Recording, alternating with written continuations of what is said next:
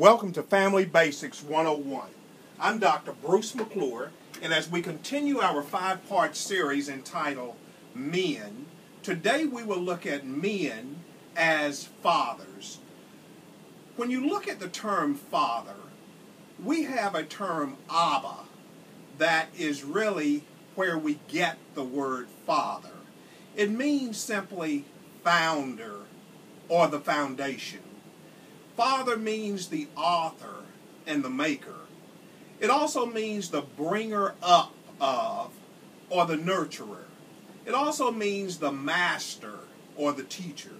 Father also means the intimate connector of relationships. Father also means the superior counselor. And father also means the possessor of. Fathers are first seen as husbands, nurturers to their wives, mostly focused initially on being an adequate provider of the home through proper education and development of skills for their own personal development within the family system. And then fathers are oftentimes equally concerned about their spiritual growth and being an agent of encouragement and teacher to those seeking a closer walk with God. So keep in mind the components of fatherhood before children enter the equation. You see the definition: the founder, the author, the bringer up of, the nurturer, the teacher, the intimate connection of relationships, the supreme counselor, the possessor. But before the father can master those attributes, those primary things that fathers are looking at in terms of their own ability to nurture a wife or their own ability to be mature spiritually come into play. Now, once children enter the relationship, fathers are to raise, not contract out their children. Psychologist Joran Bonfrenbrenner of Cornell University years ago made this observation about fathers and mothers. He said children are really seldom raised by their parents. They leave home at sunup to catch a school bus. They spend the better part of 8 hours a day with adults and other children outside the family system. They return home at almost sundown on a school bus. And as the children are moving back and forth from school bus to school bus, fathers leave home oftentimes before the children, even earlier in the morning.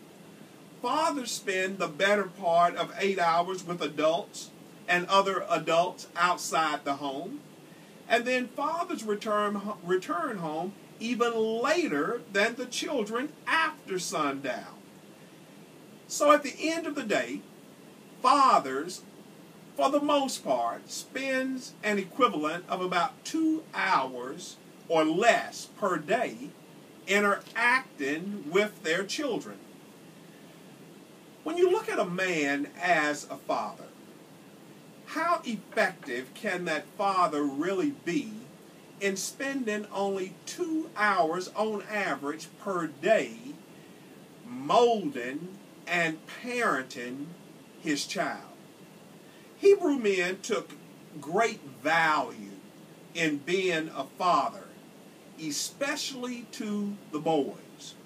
Hebrew men took being a father as serious as they did doing well in their crafts.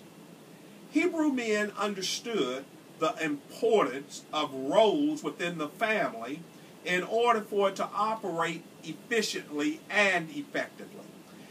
And because of that, they took very serious the responsibility as Jewish men to be fathers of their children, and to make sure that the children spent more time within the family system than outside the family system.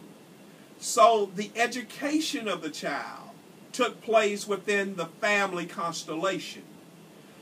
The socialization of the child took place for the greater part within the family constellation. The spiritual development of the child took place for the most part within the family constellation.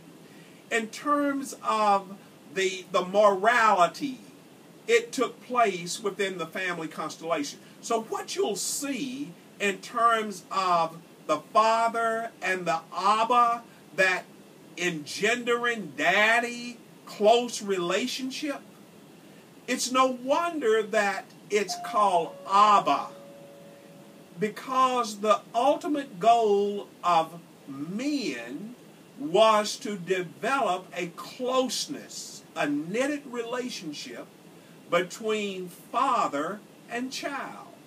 The father understood the severe responsibility that was laid upon his shoulders to make sure that as the father within that family system, the child received proper parenting. When you look at the fathers, they understood they were to be the teachers of the morals and also the real interest within that child's development that would last throughout the life of the child. Things like the parent, the father specifically understood, it's his responsibility to teach his child about helping others, about caring for others, about loving others, about forgiving, about grace, about mercy, about sharing, about encouraging others. Fathers understood the responsibility for teaching children, their children, rested in the lap firmly of the family. And the head of that family that was given the responsibility of modeling that was the father. In the book of Ephesians, chapter 6 and verse number 4, Paul is very direct, and it is a command given not to the children, not to the mother, not to the care providers outside the family, not to the teachers, not to the children of the neighborhood, but directly to the fathers. And ye fathers, provoke not your children to wrath, but you fathers, bring up your children in the nurture and the admonition of the Lord.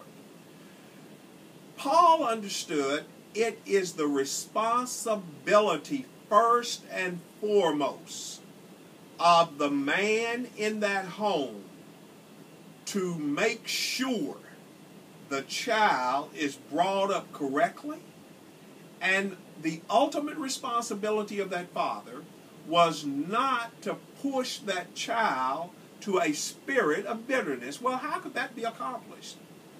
One of the surefire ways to push a child into wrath is not to raise the child correctly. Number one, the child is going to have a spirit of revolt against the father who failed to raise him. You may think that the child is more in tune with things and what you do for a living, but the child will grow up bitter against the father if the father failed to take time with the child that he's responsible for. Fathers' first responsibility is to love their wives, but then when God gives you children, the second paramount responsibility of a father is to make sure that you do not push your children into bitterness. It's really not pleasant for a child to be contracted out as the responsibility of another. I'll see you back in class again tomorrow when we talk about fathers as a healer. Don't be late and don't skip class.